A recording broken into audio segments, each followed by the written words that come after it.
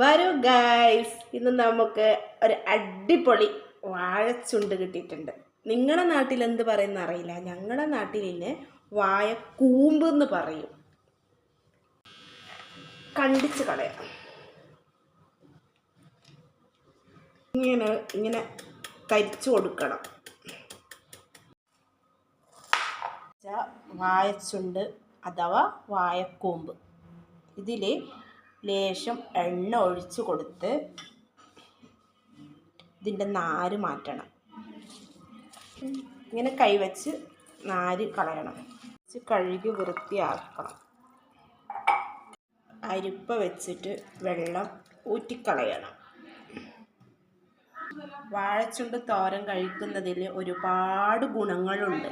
അതിലുള്ള മുടികൾ കെണിഞ്ഞിട്ടുണ്ടെങ്കിൽ അത് മാറിക്കിട്ടും.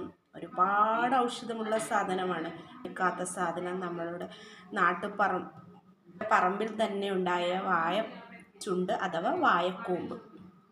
സാധനങ്ങൾ: ആവശ്യത്തിന് ഉപ്പ്, വറ്റൽമുളകും വെളുത്തുള്ളിയും ചതച്ചെടുത്തത്, കടുക്, കറിവേപ്പില, പുഴുക്കലരി, ചെറിയ തേങ്ങ, വെളിച്ചെണ്ണ. അടുപ്പിൽ ചീനച്ചട്ടി വെച്ചു. വെള്ളം ഒഴിക്കേണ്ട ആവശ്യമില്ല. കഴുകിയ വെള്ളം തന്നെയല്ലേ, അതും ഉപ്പും കൂടി തിരുമ്പിടണം. നന്നായി തിരുമ്പിക്കൊടുത്ത്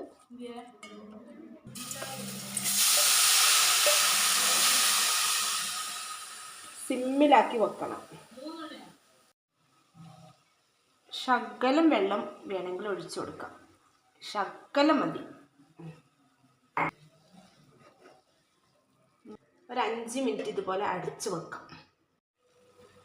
വെള്ളം വറ്റാനാകുമ്പോൾ തേങ്ങ ചിരകിയത് ഇതിൽ വിതറിക്കൊടുക്കാം. കൊടുത്തതിന് ശേഷം ഒന്നും കൂടി അടച്ചു വെക്കാം. ഇത് വെന്തോന്ന് നോക്കാം. ഇങ്ങനെ ഇളക്കി കൊടുക്കാം. വെന്ത് വന്നു, വെള്ളമെല്ലാം വറ്റി. ഇത് നമുക്ക് മാറ്റി വെക്കാം. ഇത് ഗ്യാസ് ഓഫാക്കണ്ട. ഇതേ തീയിൽ തന്നെ നമുക്ക് വേറൊരു ചീഞ്ചട്ടിയും കൂടി വെച്ച് കൊടുക്കാം. നന്നായി ചൂടായി വരണം. ചൂടായി വന്നതിന് ശേഷം വെളിച്ചെണ്ണ ഒഴിച്ചു കൊടുക്കാം. എണ്ണ ചൂടായിട്ട് വന്നിട്ടുണ്ട്. കടുക് ഇട്ട് കൊടുക്കാം. അതിന് ശേഷം പുഴുക്കലരി ഇതിലിട്ട് കൊടുക്കാം.